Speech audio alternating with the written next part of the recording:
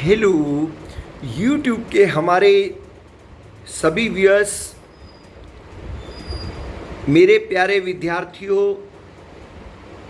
समस्त गूगल परिवार, समस्त यूट्यूब परिवार, समस्त हमको सेवा देने वाले यूट्यूब सेवारत कर्मचारियों, आप सभी को मुझ दिनेश खुल्लर का मेरे चैनल ट्रू लाइफ सॉन्ग्स पर बहुत बहुत स्वागत, अभिनंदन व नमस्कार। प्यारे व्यूअर्स, आप सभी के लिए मैं प्रतिदिन इस चैनल को 2 वीडियो समर्पित करता हूँ। मेरा प्रथम वीडियो अर्ली मॉर्निंग पब्लिश हो जाता है और मेरा सेकंड वीडियो जो कि स्पोकन इंग्लिश का होता है वो शाम को 7 बजे पब्लिश हो जाता है। तो व्यूअर्स, आप सभी लोग मेरे अनुभव का लाभ उठाइए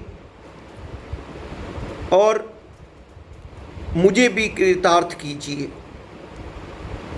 व्यूअर्स, आज की स्पोकन क्लास में आप सभी का स्वागत। आज ये टीचर आपके लिए एक और स्ट्रक्चर लेकर आया है। व्यूअर्स, इस स्ट्रक्चर में क्या है, हिंदी के वाक्य में कुछ इस प्रकार का अभिव्यक्ति होती है। मैं कोई पर्टिकुलर कार्य करके कुछ करता हूँ, यानी मैं यह करके कुछ करता हूँ। ऐसी अभिव्यक्ति को प्रकट करने के लिए व्यूअर्स हम आज के इस स्ट्रक्चर का प्रयोग करने जा रहे हैं। इसमें क्या होता है व्यूअर्स, पहले कोई सेंटेंस आता है, एक sentence plus by plus first form with ING plus object, इस प्रकार से लगता है। पहले कोई सेंटेंस आएगा, कोई भी जुड़ेगा, plus by plus first form with ING plus object. तो देखिए, एग्जाम्पल के द्वारा अच्छे से इस बात को समझने का प्रयास करते हैं। जैसे वह फूल बेचकर पैसे कमाती है, वह फूल बेचकर पैसे कमाती है। She earns money by selling flowers, she earns money by selling flowers. भिखारी भीख मांगकर पैसे इकट्ठे करता है।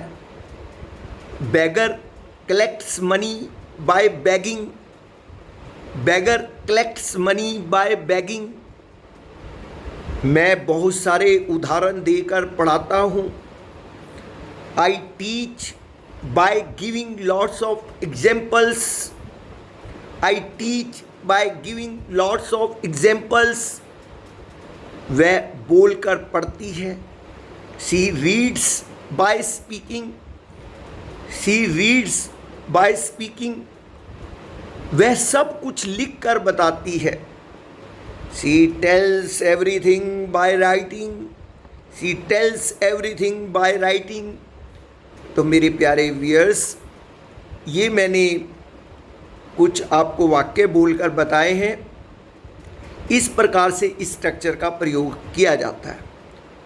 अब कुछ थोड़े से वाक्य मैं आप जी को दे रहा हूँ, आप इंस्टेंटली इसे बनाकर देखिए और उसके बाद इस स्ट्रक्चर से रिलेटेड और सेंटेंस अपने आप क्रिएट कीजिए हिंदी में और फिर इसे इंग्लिश में ट्रांसक्राइब कीजिए।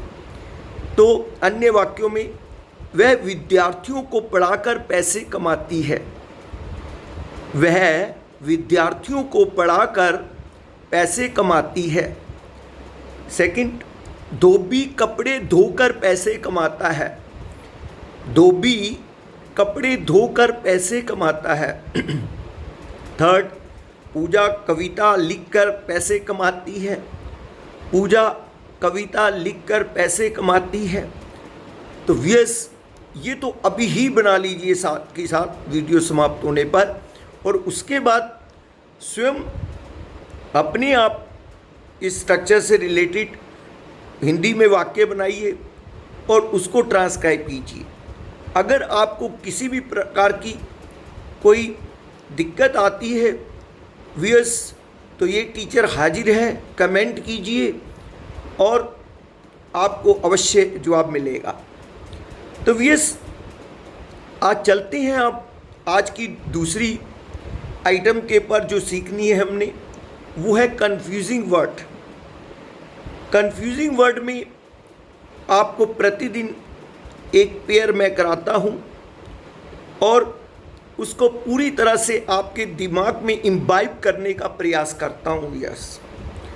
देखो व्यूअर्स, ये हमारा मेमोरी जो है किसी चीज़ को तभी दृढ़ता से पकड़ कर रखती है जब हम उसके लिए कोई खूंटी दिमाग के अंदर बनाते हैं व्यूअर्स।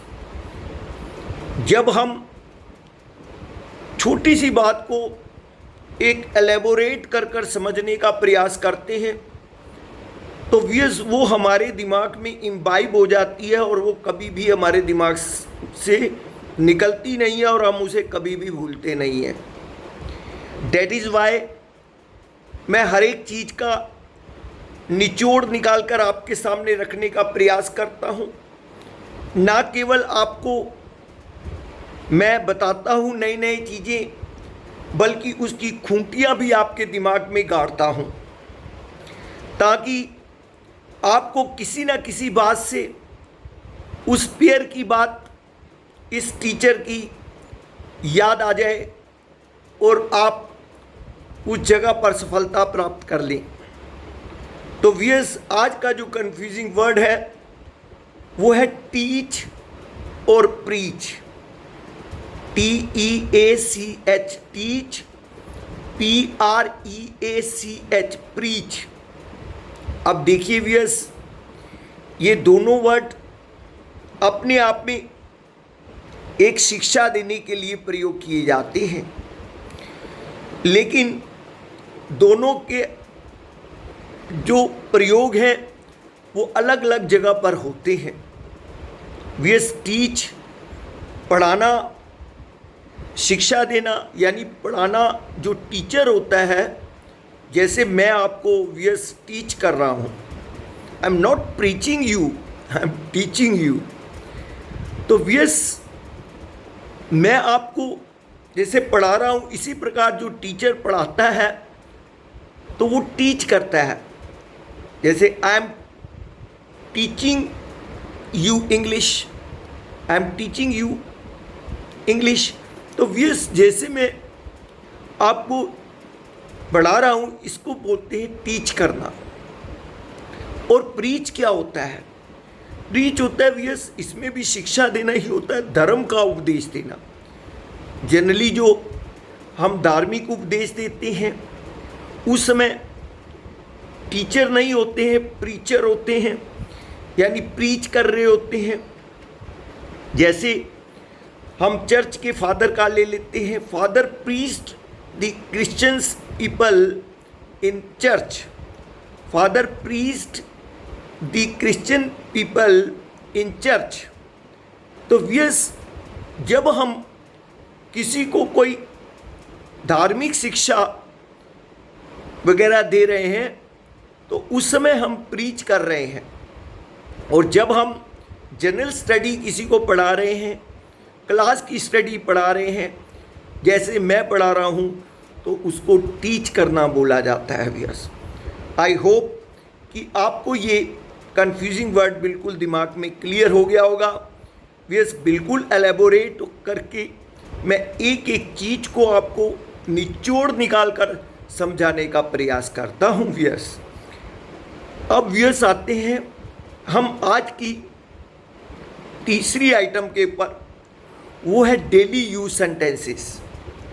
अब डेली यूज सेंटेंसेस में प्रतिदिन मैं आपको 5 सेंटेंसेस देता हूँ व्यूअर्स।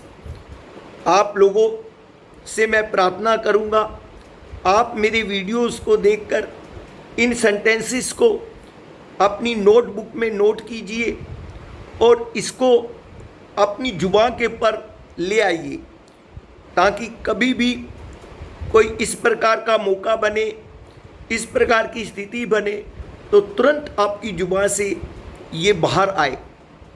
तो व्यूअर्स, आज का पहला वाक्य है, इसका मतलब यह नहीं था, इसका मतलब यह नहीं था, but that doesn't mean, but that doesn't mean. तो व्यूअर्स, यहाँ क्या मतलब है? जब हमने किसी को कुछ बात बताई, वो मिसकंस्ट्रू कर गया हमारी बात को, और वो मिसकंस्ट्रू करने से हमसे बात नहीं करता या हमसे मनमुटाव रखता है, तो जब बात क्लियर होती है कि किस बात से वो नाराज है, और जबकि वास्तव में वो बात होती भी नहीं, तो वो हमेशा यही बोलता है, बट दैट डजंट मीन, यानी मैंने जो भी कहा था उसका वो अर्थ नहीं है जो आपने लगा लिया। असल में मैंने जो कहा उसका कुछ अर्थ और था जिसे आप समझ नहीं पाए। नेक्स्ट, मैं जैसा हूँ वैसा ही हूँ, मैं जैसा हूँ वैसा ही हूँ। बस कई बार क्या होता है जीवन के अंदर, आप अपने सिद्धांतों के पर चल रहे हैं और कोई दूसरा बंदा आपको चेंज करने की कोशिश करता है, लेकिन आप उसको इंस्टेंटली जवाब देते हैं, भाई मैं तो अपनी सिद्धांतों को मानता हूँ और मैं जैसा हूँ वैसा ही हूँ। I am the same as I am, I am the same as I am. तो व्यूअर्स, उस समय हम इस वाक्य का प्रयोग कर सकते हैं। नेक्स्ट वाक्य है, झूठे बहाने मत बनाओ, झूठे बहाने मत बनाओ। Do not make lame excuses, do not make lame excuses. तो व्यूअर्स, ये भी वाक्य तभी बोला जाता है जब कोई व्यक्ति लगातार आपको कुछ ना कुछ नित्य नए बहाने बनाता रहता है किसी कार्य को टालने के या कोई कार्य न करने के। तो व्यूअर्स, वहाँ पर आपसे यकायक मुंह से निकलता है, do not make lame excuses, आप झूठे बहाने मत बनाओ, मुझे सब पता है। तो यानी वहाँ पर इस वाक्य का प्रयोग किया जाता है मेरे प्यारे व्यूअर्स। उसके बाद आता है, बाहर मत जाओ लू चल रही है। व्यूअर्स, जैसे आजकल गर्मी का मौसम है, जब हम गर्मी में बाहर जाते हैं तो गर्म हवा जो लगती है हमारे को, उसको हम लू बोलते हैं व्यूअर्स।